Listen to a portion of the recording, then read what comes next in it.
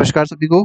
तो देखिए, पिछले वीडियो में हम लोग ने नाज़िज़्म चैप्टर का इंट्रोडक्शन देख लिया था। आज हम लोग इस पूरे चैप्टर को पूरा डिस्कस करने की कोशिश करेंगे और सारी चीज़ें देखेंगे कि कौन-कौन से टॉपिक्स यहाँ पर हैं। तो अगला जो टॉपिक हमारे पास है वो है हिटलर्स राइज टू पावर। तो कैसे हिटलर इतना पावरफुल हो जाता है, कैसे वो चांसलर बनता है, ये सारी चीज़ें हम लोग यहाँ पर देखेंगे। तो बैकग्राउंड पहले देखते हैं कि हिटलर के राइज का बैकग्राउंड क्या है। तो देखिए, बैकग्राउंड में क्या चल रहा है जर्मनी में। तो सबसे पहली चीज़ जो है वो है इकोनॉमिक क्राइसिस। इकोनॉमिक क्राइसिस का मतलब क्या है कि बहुत ही इकोनॉमिक कंडीशंस ख़राब हो गई थी जर्मनी की। Germany faced severe economic problems. तो कई सारी इकोनॉमिक प्रॉब्लम्स फेस करने को मिली वर्ल्ड वॉर वन के बाद, जो कि 1914 से 19 तक में हुआ था। ठीक है, तो 1914 से 1919 तक आपने देखा था ट्रीटी ऑफ वर्साइलेस हुई थी, तो बड़ा प्रॉब्लम क्रिएट किया गया था जर्मनी के लिए। तो बहुत सारी इकोनॉमिक क्राइसिस यहाँ पर देखने को मिली। ठीक है, और साथ ही साथ 1929 में ग्रेट डिप्रेशन आ गया था, जिसकी वजह से यूएस का स्टॉक मार्केट बिल्कुल फॉल कर गया था।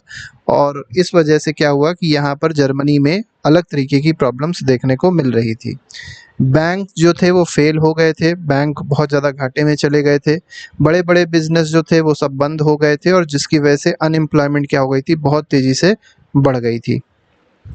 दूसरी बात हमने आपको उस दिन भी बताई थी कि पॉलिटिकल इनस्टेबिलिटी बहुत ज़्यादा चल रही थी। जो वीमार रिपब्लिक थी, वीमार रिपब्लिक का मतलब आप ऐसे समझ लीजिए, जो एक तरीके से पार्लियामेंट थी, ठीक है, जर्मनी की, वो बहुत ही ज़्यादा वीक थी। मतलब जो भी पार्टी आती थी तो वो फुल मेजॉरिटी में नहीं आ पाती थी, कोएलिशन गवर्नमेंट बनती थी और वो थोड़े ही दिन में क्या करती थी, गवर्नमेंट तोड़ देती थी। ठीक है, तो जिस वजह से स्टेबिलिटी नहीं थी, पॉलिटिकल स्टेबिलिटी नहीं थी और कोई स्टेबल गवर्नमेंट वहाँ पर नहीं बन पा रही थी। तो पहला तो इकोनॉमिक रीज़न हो गया, दूसरा पॉलिटिकल रीज़न हो गया, और तीसरा क्या है, सोशल अनरेस्ट भी चल रहा था। अब सोशल अनरेस्ट का मतलब क्या है, देखिए, पार्लियामेंट जो है वर्क नहीं कर पा रही है, गवर्नमेंट बन नहीं पा रही है, तो लोगों के अंदर क्या आ गया, ट्रस्ट खत्म हो गया। लोगों ने फेथ जो था डेमोक्रेसी में वो पूरी तरीके से ख़त्म हो चुका था, और अब लोग क्या चाह रहे थे कि स्ट्रॉन्ग लीडर को चाह रहे थे। तो देखिए, यही तीन मेन कंडीशंस हैं जिसकी वजह से हिटलर आगे अब राइज करेगा। तो पहले हिटलर के बारे में थोड़ा सा देख लेते हैं। 1889 में इसका जन्म हुआ था ऑस्ट्रिया में। ठीक है, बहुत ही ज़्यादा पॉवर्टी में ये रहा था, मतलब इसका जो जीवन शुरुआत वाला रहा है, यूथ वाला, बड़ा पॉवर्टी में रहा था। इसने वर्ल्ड वॉर वन में लड़ाई भी करी थी, और ये एक मैसेंजर के रूप में काम करता था, एक जगह से दूसरी जगह तक मैसेज लेके जाता था, और बहुत तेज ये काम करता था, जिसकी वजह से इसको ब्रेवरी का अवार्ड भी दिया गया। तो बहुत बहादुर था। Deeply angry at Germany's defeat, और बहुत ज़्यादा गुस्सा भी था कि जर्मनी जो हार गया था, तो उस पर गुस्सा भी था। और साथ ही साथ जो वर्साइलेस ट्रीटी कर दी गई थी, जर्मनी के ऊपर थोप दी गई थी वर्साइलेस ट्रीटी, इससे भी बहुत ज़्यादा हिटलर गुस्सा था। अब क्या होता है, हिटलर की जो पार्टी थी जिसका नाम है नाजी पार्टी, उसका फॉर्मेशन होता है। इसने क्या किया, जर्मन वर्कर्स पार्टी को फॉर्म मतलब ज्वाइन किया था हिटलर ने 1919 में। ठीक है, तो 1919 में जर्मन वर्कर्स पार्टी को हिटलर ज्वाइन करता है। बाद में इसका नाम बदल देता है, मतलब जिस पार्टी को ज्वाइन करता है उसी का नाम बाद में बदल देता है, और क्या नाम रख देता है, national socialist German workers party. इसमें दो बात इंपॉर्टेंट है। पहला जो टर्म यूज़ किया गया है सोशलिस्ट, सोशलिस्ट का मतलब होता है समाजवाद, और समाजवाद का मतलब क्या होता है कि जो भी काम किया जाएगा वेलफेयर के लिए किया जाएगा, लोगों के वेलफेयर के लिए किया जाएगा। ठीक है, वहाँ पर जो कैपिटलिज्म है वो नहीं होगा, जो भी वेल्थ होगी कंट्री की वो डिस्ट्रीब्यूट होगी प्रॉपर तरीके से, इक्वल डिस्ट्रीब्यूशन होगा। इसमें मेनली सोशलिज्म बिलीव करता है। और दूसरा बात देखिए क्या कर रहा है, वर्कर्स की बात कर रहा है, वही सेम कॉन्सेप्ट आ गया। तो सोशलिज्म और वर्कर्स एक ही तरीके की चीज़ें हैं।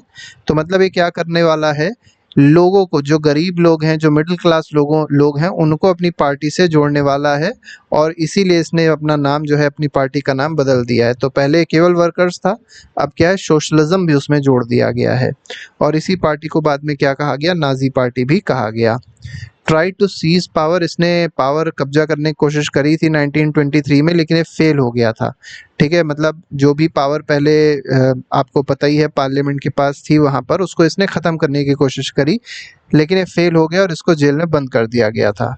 लेकिन अब जब उसके पास चाहत थी किसी काम को करने की, तो वो करके तो रहेगा ही रहेगा। अब क्या है, 1930s में फिर से नाजिज्म का ग्रोथ होने वाला है। अब कौन सी चीज़ आ गई थी, आपको पता है 1930s की बात इसलिए हो रही है क्योंकि 1929 में क्या आ चुका है, ग्रेट डिप्रेशन आ चुका है। और जो नाजी का प्रोपेगेंडा, जो हिटलर ने एक प्रोपेगेंडा चला, प्रोपेगेंडा का मतलब होता है, ऐसे समझ लीजिए कि कुछ बातें ऐसी बताई जाती हैं जिसमें सच्चाई नहीं होती है, लेकिन बहुत बढ़ा चढ़ा कर बता दिया जाता है। तो ऐसा ही हिटलर भी कर रहा है। और इसने क्या कहा, इसने कहा कि सबको ये जॉब देगा, सबको फूड देगा और स्ट्रांग जर्मनी बनाएगा, मतलब जर्मनी की जो स्ट्रेंथ वीक हो गई है उसको बहुत ज़्यादा ये शक्तिशाली कर देगा। ऐसा हिटलर ने प्रोपेगेंडा एक रच दिया था। अब क्या है, नाजी वोट्स इन पार्लियामेंट। अब देखिए नाजी के वोट्स कैसे इंक्रीज होते हैं पार्लियामेंट में, और वहाँ की पार्लियामेंट को रिचस्टैग कहते हैं, ठीक है, रिचस्टैग करते कहते हैं वहाँ की पार्लियामेंट को। 1928 मतलब इकोनॉमिक डिप्रेशन से पहले का जो ईयर था, वहाँ पर उस ईयर में 2.6% वोट्स मिले थे नाजी पार्टी को। लेकिन अचानक से देखिए 1932 में जो वोट का परसेंटेज है वो कितना हो गया, 37% हो गया, जिसकी वजह से लार्जेस्ट पार्टी बन गई और अब ये किस में आ जाएगा, पावर में आ जाएगा। हिटलर ने क्या क्या प्रोमिसेस किए थे लोगों से, इसको थोड़ा सा जानना जरूरी है। तो पहला तो प्रॉमिस ये क्या कर रहा है कि जर्मन की जो प्राइड है, जो इनका गौरव था जर्मनी का, वो ख़त्म हो गया था, तो उसको रिस्टोर करेगा, उसको वापस लेके आएगा। वर्साइलेस ट्रीटी जो जर्मनी के ऊपर थोपी थी मेनली फ्रांस ने, ब्रिटेन ने, रूस ने, उसको ये क्या करेगा, एबॉलिश कर देगा, मतलब उससे बाहर निकल आएगा। Provide jobs and stability. अभी तक पॉलिटिकल स्टेबिलिटी नहीं थी, तो इसने कहा कि मैं स्टेबिलिटी क्रिएट करूंगा और जॉब लेके आऊंगा, लोगों को फूड प्रोवाइड करूंगा, ये सारी चीज़ें इसने बताई। और तीसरी और लास्ट मतलब आखिरी बात क्या कह रहा है कि जो फॉरेन इन्फ्लुएंस है, फॉरेन इन्फ्लुएंस मतलब ये है जो फ्रांस का इन्फ्लुएंस है, ब्रिटेन का इन्फ्लुएंस है, रशिया का इन्फ्लुएंस है, यूएस का इन्फ्लुएंस है, उसको ये क्या कर देगा, ख़त्म कर देगा। मतलब किसी पे डिपेंडेंट नहीं होगा, ये अपनी ऑटोनॉमी एक क्रिएट करेगा, ऑटोनॉमस स्टेट की तरह ये काम करेगा, ऐसा है बताना चाह रहा है लोगों को। मास मोबिलाइजेशन टेक्निक्स, कैसे इसने बहुत बड़ी जनता को अपने साथ जोड़ा, इसके बारे में थोड़ा सा जान लीजिए। तो इसने बड़ी बड़ी रैलीज करी, बड़े बड़े परेड की, और इसकी स्पीच की बहुत बड़ी एक प्रभावशाली स्पीच देता था, बोलता था, तो लोग मतलब एक तरीके से बहुत ज़्यादा इससे प्रभावित हो जाते थे, बहुत ज़्यादा एफिलिएट हो जाते थे इससे।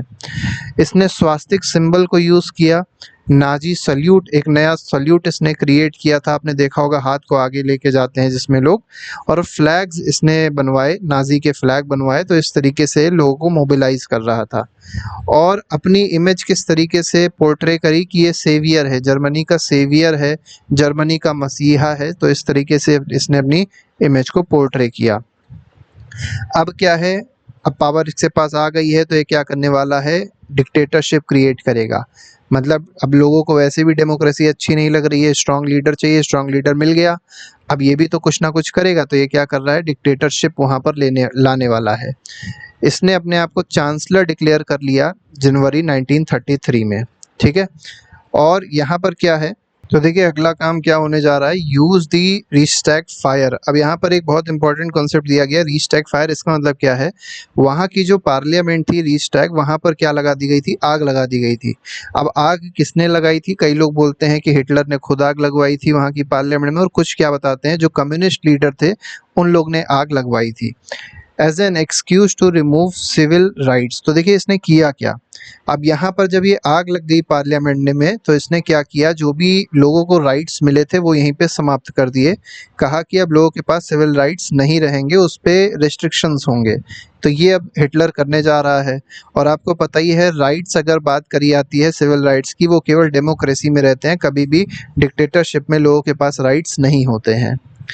अगला इसने क्या पास कर दिया, तो पहला तो इसने अपने आप को चांसलर डिक्लेयर कर दिया, दूसरा इसने सिविल राइट्स खत्म कर दिया, और तीसरा क्या कर रहा है, इनेबलिंग एक्ट पास करा रहा है। अब इस इनेबलिंग एक्ट से इसने क्या कर दिया कि सारी पॉलिटिकल पार्टीज को इसने बैन कर दिया जर्मनी में, केवल नाजी पार्टी एक पार्टी रहेगी, बाकी सारी पार्टी को बैन कर दिया। जैसे आपने चाइना में देखा होगा, केवल कम्युनिस्ट पार्टी ऑफ चाइना ही वहाँ पर काम करती है, वहाँ पर कोई और पॉलिटिकल पार्टी नहीं है। तो क्या होता है कि जब वहाँ पर इलेक्शंस होते हैं, तो पर्सन जब वोट करने जाता है तो एक ही पर्सन को वोट करता है। तो वहाँ की डेमोक्रेसी ऐसी है, भारत की तरह नहीं कि यहाँ मल्टी पार्टी सिस्टम हो, ठीक है। Hitler could now rule without parliament. अब देखिए, अब पार्लियामेंट तो खत्म हो गई, पार्लियामेंट जल चुकी है, और अब हिटलर जो है वो चांसलर भी बन चुका है। तीसरी बात यह है कि उसने नाजी पार्टी के अलावा बाकी सारी पार्टी भी उसने बैन कर दी है।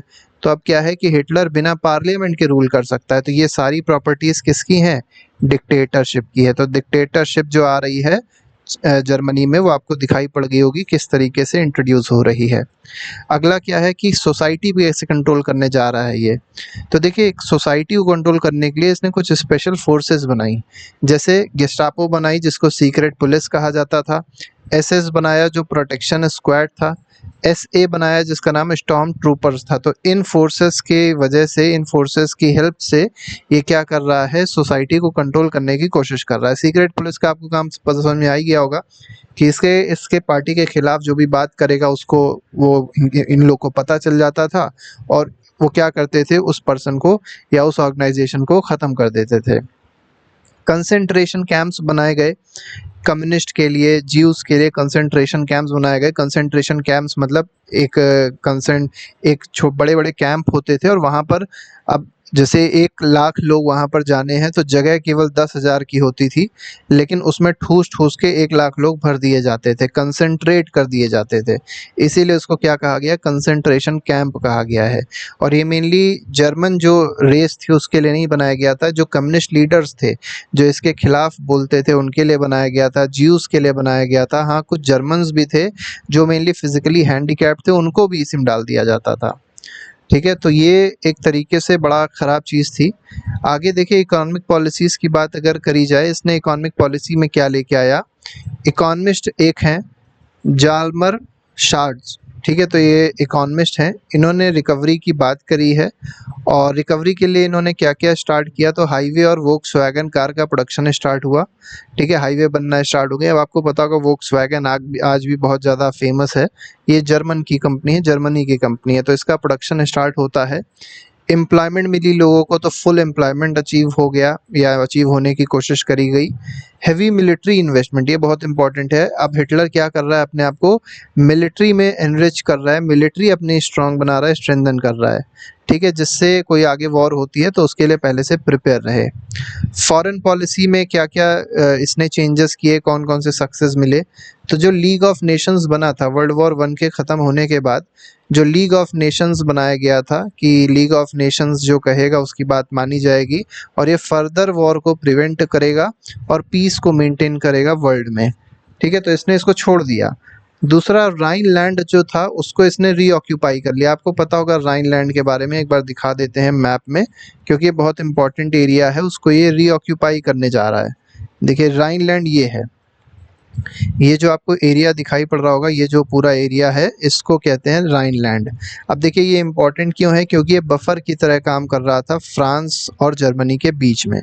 मतलब फ्रांस जो है वो सीधे सीधे जर्मनी सीधे सीधे फ्रांस में नहीं घुस सकता है, पहले उसको राइनलैंड में आना पड़ता था, और राइनलैंड को ट्रीटी ऑफ वर्साइलेस के तहत फ्रांस को दे दिया गया था, या जर्मनी की आर्मी यहाँ से हटा दी गई थी, ऐसे आप इसको समझ सकते हैं। तो हिटलर ने सबसे पहले क्या किया, इस राइनलैंड को फिर से कैप्चर कर लिया और यहाँ पे अपनी आर्मी लगा दी। ठीक है, तो ये पहली इसकी फॉरेन पॉलिसी थी। दूसरी फॉरेन पॉलिसी, पहला तो लीग ऑफ नेशंस को छोड़ेगा, दूसरा इसने क्या किया, राइनलैंड को ऑक्यूपाई कर लिया। तीसरा क्या है, इसने ऑस्ट्रिया एनेक्स कर लिया, और सुडेटलैंड जो चेकोस्लोवाकिया का पार्ट था उसको भी इसने एनेक्स कर लिया। तो ऑस्ट्रिया और सुडेटलैंड भी देख लीजिए, भी बहुत इंपॉर्टेंट है जिसको एनेक्स करने वाला है। ये भी थोड़ा सा दिखा देते हैं आपको तो ज़्यादा अच्छा रहेगा। ये देखिए, ये डायग्राम है, देखिए, ये देखिए, जो आपको ये रेड से दिखाई पड़ रहा होगा ना एरिया, थोड़ा सा ये जो रेड से बना हुआ है एरिया, ये कौन सी जगह है, इसी को सुडेटलैंड कहते हैं। तो इसको हिटलर ऑक्यूपाई कर लेगा, चेकोस्लोवाकिया का एरिया था। और दूसरा, इसने ऑस्ट्रिया ऑक्यूपाई किया है, तो ये जो आपको नीचे एरिया दिखाई पड़ रहा है ये ऑस्ट्रिया है, इसको भी इसने ऑक्यूपाई कर लिया, अपनी टेरिटरी को ये एक्सटेंड कर रहा है, और ये एक्सटेंड पूरी तरीके से कर भी लिया। ठीक है, और तब तक इसको किसी ने कुछ नहीं कहा। जो फ्रांस बैठा था बगल में, जो ब्रिटेन बैठा था बगल में, वो केवल देख रहा था, ये ऑक्यूपाई करता जा रहा था और वो देख रहा था, केवल मूक दर्शक बन के वो केवल देख रहा था। एक्सपेंडेड जर्मन टेरिटरी एग्रेसिवली, मतलब लड़ाई झगड़े से इसने क्या कर लिया, जर्मन टेरिटरी को एक्सपैंड कर दिया। अब वर्ल्ड वॉर 2 कब स्टार्ट होगा इसके बारे में देखते हैं। अभी तक आपने क्या देखा, इतनी सारी चीज़ें कर रहा है, और जो बड़ी बड़ी पावर्स हैं जैसे इंग्लैंड हो गई, यूके हो गई, यूके तो इंग्लैंड एक ही हो गया, फ्रांस हो गई, ये जो पावर्स हैं ये क्या है, ये केवल देख रही हैं, मूक दर्शक बनी हुई हैं, अभी कुछ कर नहीं रही हैं इसका। 1939 में हिटलर एक बहुत बड़ा काम करने जा रहा है, और ये अपने पड़ोसी पोलैंड पे भी इन्वेजन करेगा। अपनी टेरिटरी को एक्सटेंड करने के लिए पोलैंड पे भी इन्वेजन करेगा। और जब पोलैंड पे इन्वेजन कर देता है तो ब्रिटेन और फ्रांस दोनों मिल पोलैंड को बचाने चले आते हैं और ये वॉर डिक्लेयर कर देते हैं। ठीक है, तो यहाँ से अगर आप देखेंगे वर्ल्ड वॉर 2 स्टार्ट होती है। तो पूछा जा सकता है किस पे इन्वेजन किया था जब वर्ल्ड वॉर 2 स्टार्ट हुई है, तो पोलैंड के इन्वेजन से वर्ल्ड वॉर 2 का स्टार्ट हो जाता है। इसने एक ट्राईपार्टाइट पैक्ट भी कर लिया था। ठीक है, इसको पैक्ट ऑफ स्टील भी कहते हैं, मेनली इटली के साथ और जापान के साथ। मतलब ये है कि अगर जर्मनी पे कोई अटैक करता है तो ये माना जाएगा वो अटैक किस पे हुआ है, इटली पे हुआ है, और वो अटैक जापान पे भी हुआ है, तो ये दोनों भी उस वॉर में कूद जाएंगे। केवल जर्मनी पे ही नहीं, जैसे मान लीजिए कोई इटली पे अटैक कर लिया है तो मान लिया जाएगा वो अटैक जर्मनी पे भी और वो अटैक जापान पे भी है, तो मतलब एक पे अटैक होगा तो बाकी दोनों इसको बचाने चले आएंगे। Controlled most of the Europe by 1940, 1940 तक इसने ज़्यादातर जो यूरोप था उस पर कंट्रोल कर लिया था। अब फेलियर क्या हुए, क्यों ये वॉर में फेल हो गया, ये आपको समझना है। तो फेलियर में अगर आप देखेंगे तो 1941 में इसने एक बहुत बड़ी गलती कर दी। वो क्या कर दी, इसने सोवियत यूनियन, मतलब जो आज का रशिया है या पहले जो यूएसएसआर होता था, उस पर इसने अटैक कर दिया। अब जब अटैक कर दिया तो वहाँ की कुछ क्लाइमेटिक कंडीशंस ऐसी थी, वहाँ की कुछ टोपोग्राफी ऐसी थी जो लोग यहाँ के समझ नहीं पाए, जर्मन सोल्जर समझ नहीं पाए, और जिस वजह से उनको ह्यूज डिफीट का सामना करना पड़ा स्टालिनग्राड में। जगह है ये एक। यूएसए भी एंटर करता है वॉर में। जब पर्ल हार्बर पे अटैक कर दिया था जापान ने, तो यूएसए भी एंटर कर गया था मतलब इस वर्ल्ड वॉर सेकेंड में। और आपको पता ही होगा फिर यूएसए ने क्या कर दिया था, जब जर्मनी ने हार मान ली थी लेकिन जापान अभी भी हार नहीं मान रहा था, तो यूएसए ने क्या कर दिया था, इस पे बम गिरा दिए थे, न्यूक्लियर बम का एक तरीके से एक्सप्लोजन करा दिया था, गिरा दिए थे हिरोशिमा नागासाकी में। ठीक है, 1945 में क्या हो गया, जर्मनी जो था वो डिफीट हो गया था, हिटलर ने सुसाइड कर लिया और जो वॉर था वो ख़त्म हो गया। जापान में जब एटॉमिक बॉम्बिंग कराई गई तो ये वॉर ख़त्म हो गया। कुछ इंपॉर्टेंट टर्म्स हैं इतने पैराग्राफ से रिलेटेड कि प्रोपेगेंडा क्या होता है। तो influencing public opinion via media, posters, rallies, इसको प्रोपेगेंडा कह सकते हैं। कंसंट्रेशन कैंप क्या होते हैं, मेनली जेल होती थी, प्रिजन्स होते थे। पॉलिटिकल एनिमीज विदाउट ट्रायल, मतलब यहाँ पे इनकी बात नहीं सुनी जाती थी, इनकी कोई भी बात नहीं सुनी जाती थी, किसी भी तरीके की कोई बात इनसे नहीं करी जाती थी और केवल इनको जेल में डाल दिया जाता था और यातनाएं दी जाती थी। गेस्टापो क्या थे, तो ये सीक्रेट स्टेट पुलिस होती थी, जो अगर कोई ऐसा काम कर रहा होता था जो ब्रिटिश या ये कह सकते हैं जर्मन के खिलाफ होता था, नाजी के खिलाफ होता था, उनको ये पकड़ लेते थे और उनका हत्या भी कर देते थे उनकी। एसएस और एसए क्या है, तो नाजी के मिलिट्री फोर्सेस हैं, मेनली सिक्योरिटी और टेरर को रोकने के लिए ये चीज़ बनाई गई थी या टेरर क्रिएट करने के लिए लोगों में ये बनाई गई थी। तो ये आज का हमारा पार्ट था जो हम लोग ने डिस्कस किया। इसमें एक समरी भी है, इस समरी में कोई ऐसी चीज़ नहीं लिखी है, जो हमने बताया वही सारी चीज़ें यहाँ पर लिखी हुई हैं।